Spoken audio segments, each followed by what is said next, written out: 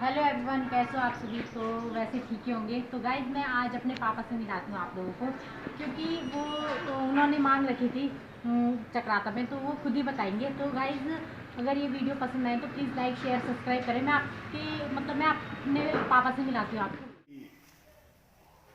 भाई बहनों को मेरा हाथ जोड़कर प्रणाम स्वीकार हो। मैं इंद्रौली गांव का निवासी हूं और मैं 1996 में निर्विरोध प्रधान रहा हूं। मेरा नाम केशर सिंह चौहान है।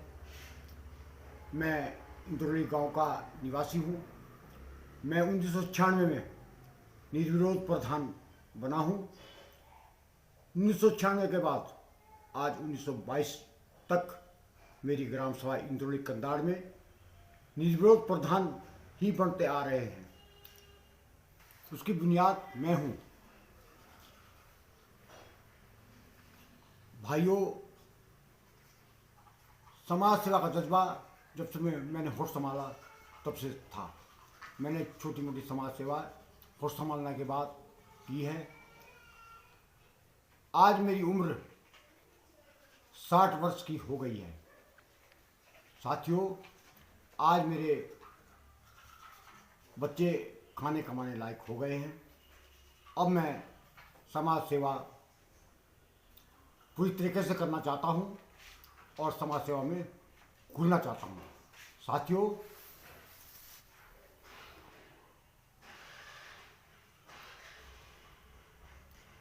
मैंने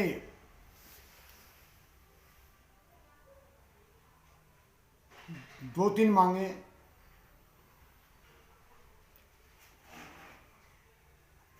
कुछ 2-3 साल से रख रहा हूं। मेरी 3 मांगे थी। एक मांग चक्राता में ऑपरेशन थिएटर खुले, क्योंकि चक्राता एक ऐसा अस्पताल है जहाँ की करीबन 200 गांव का केंद्र बिंदु है। 200 गांव के मरीज वहाँ आते हैं। और दूसरी मांग मेरी थी विकासखंड चक्राता किराए के भवन में चल रहा था, और मेरी यही मांग थी कि विकासखंड चक्राता का अपना भवन हो। तीसरी मांग मेरी हनोल की थी कि हनोल पांचवा धाम घोषित हो, क्योंकि और हनोल हमारा महासू देवता का इष्ट देवता है, जौनतार बाबर का, जिसको पूरा जौनतार बाबर मानता है। और तो साथियों, मैंने इस विषय में एक सभा भी की थी चक्राता में, जिस सभा में मैंने ये तीनों मांगे रखी। और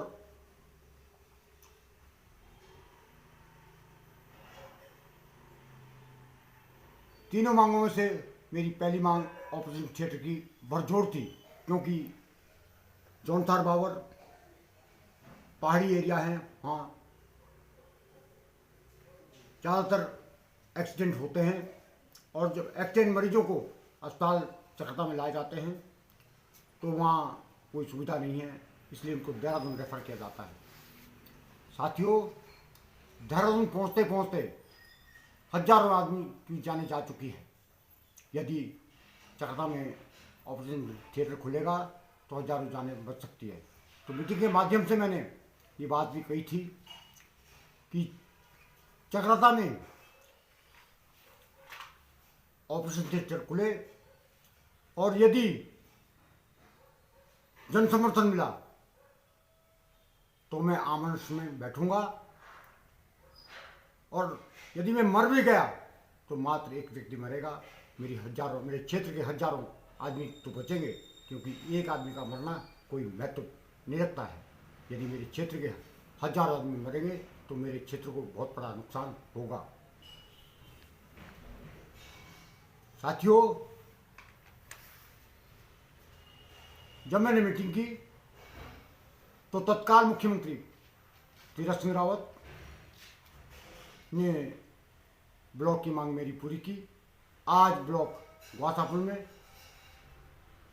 विकास खंड का जो भवन है बन रहा है, तो मैं तीरथ सिंह रावत का आभार प्रकट करता हूँ जिन्होंने मेरी मांग को पूरा किया।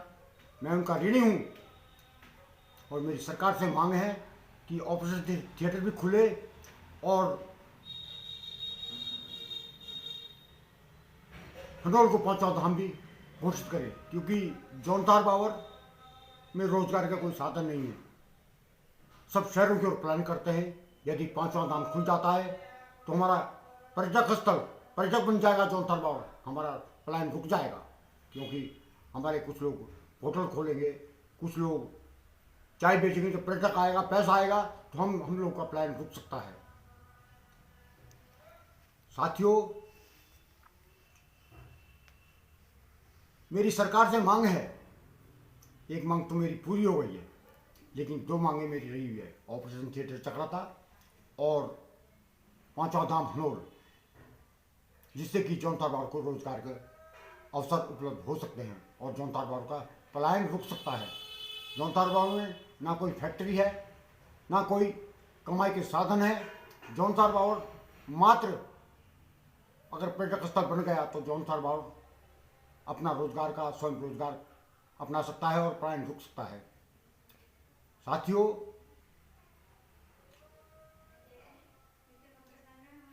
साथियों,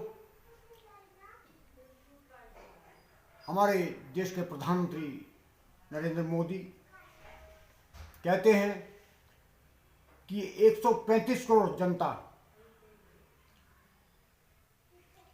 मेरी है और 135 करोड़ जनता का मैं चौकीदार हूं। साथियों,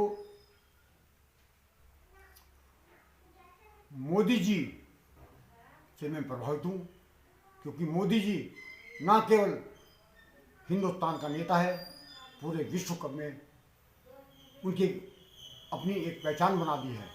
उन्होंने अपनी एक पहचान बना दी है। साथियों, मोदी से मैं इतना प्रभावित हूँ, मेरा मन कहता है, मेरी आत्मा कहती है कि मोदी कोई साधारण व्यक्ति नहीं है, मोदी एक महापुरुष है। मोदी, मेरा आत्मा तो ये कहती है कि मोदी पुरुषोत्तम राम का अवतार है, क्योंकि जो मोदी की कार्यशैली है वो एक अपने आप में अलग पहचान है। हाथ जोड़कर सभी को मेरा नमस्कार।